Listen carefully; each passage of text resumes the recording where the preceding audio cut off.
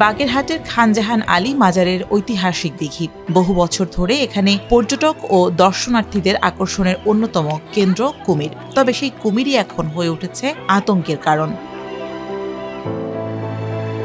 চলতি বছরের এপ্রিল মাসে এই দিঘির পানিতে একটি কুকুরকে টেনে নিয়ে যায় কুমির। সেই ঘটনার ভিডিও সামাজিক যোগাযোগ মাধ্যমে ছড়িয়ে পড়লে নিরাপত্তা নিয়ে ব্যাপক আলোচনা শুরু হয়। এর মাত্র 2 মাসের মাথায় 1 জুন সন্ধ্যায় দিঘির ঘাট থেকে ফাতেমা নামে 8 বছর বয়সী এক শিশুকে কুমির টেনে নিয়ে যায়। ফাতেমার মা একজন মানসিক প্রতিবন্ধী, তিনি মাজার এলাকাতেই বসবাস করতেন। প্রত্যক্ষদর্শীরা জানান, শিশুটি গোসল করতে কিংবা হাত পা ধোয়ার জন্য ঘাটে নেমেছিল। এ সময় হঠাৎ কুমিরটি তাকে পানির নিচে টেনে নিয়ে যায়। শিশুটির চিৎকার ও আর্তনাদে আশপাশের লোকজন ঘাটের দিকে ছুটে আসেন। তাৎক্ষণিকভাবে শিশুটির কোনো হদিস পাওয়া না গেলেও সারা রাত তল্লাশির পর 2 জুন সকালে দিঘি থেকে শিশুটির মরদেহ উদ্ধার করা হয়। আমরা ওকে উদ্ধার করতে পারিনি, তলা পানিতে নেমে চিৎকার করে আর পারলাম না। বাঁচে এই ব্যথা আর কাউকে বলার মতো না। সন্তান আমার কথা, যার সন্তান চলে যায় সেই বছর চিল্লা শুনতে কুমিরে ধরেছে। তারপর আমরা এই নৌকো নিয়ে এখান থেকে নৌকো নামায় নিয়ে ঘুরে চেষ্টা করছি উদ্ধার করার জন্য। তারা ডুবাই নিয়ে গেছে। নিয়ে গেলে পরে ভোর রাত্রে সারা রাত নৌকো নিয়ে টল দিছি, পাওয়া যায়নি।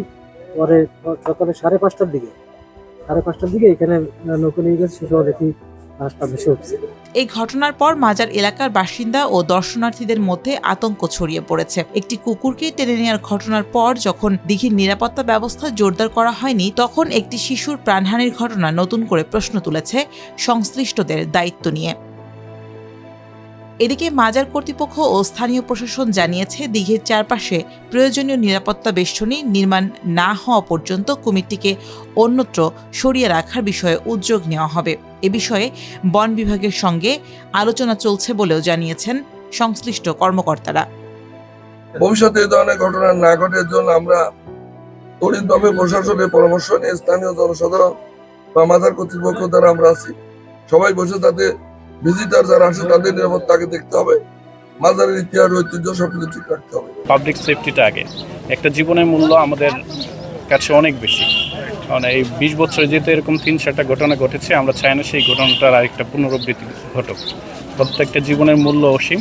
সেই প্রেক্ষাপট চিন্তা করে আমরা স্যারকে অনুরোধ করেছি যে স্যার, এখানে সেফটি নেট বা ফেন্সিংটা পরিপূর্ণভাবে সম্পন্ন না হওয়া পর্যন্ত আমাদের এই যে কুমির যেটা আছে সেটা আমরা কোনো সেফ কাস্টডিতে রাখতে পারি কিনা, সেটা ফরেস্ট ডিপার্টমেন্টে হতে পারে বা অন্য কোনো ডিপার্টমেন্টের কাছে বা চিড়িয়াখানায় হতে পারে। স্যার এইটা বিষয়টা আমাদের একটা মিটিং দিয়ে সেটা সর্বোচ্চভাবে ভেবে দেখবেন। খানজাহান আলী মাজারের এই দিঘির সঙ্গে জড়িয়ে আছে দীর্ঘ ইতিহাস। 2005 সালে ভারত থেকে কয়েকটি কুমির এনে এখানে অবমুক্ত করা হয়। সময়ের ব্যবধানে বেশ কয়েকটি কুমির মারা যায়। সবশেষ 2টি কুমিরের মধ্যে একটি 2023 সালের অক্টোবরে মারা গেলে বর্তমানে দিঘিতে একটি কুমিরই অবশিষ্ট আছে।